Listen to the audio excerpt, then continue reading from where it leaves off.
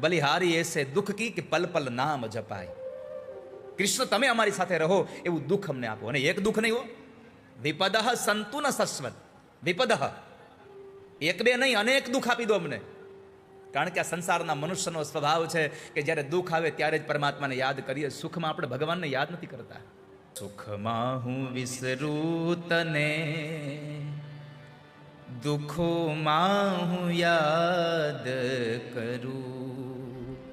સુખમાં હું વિસરું તને, દુઃખમાં હું યાદ કરું.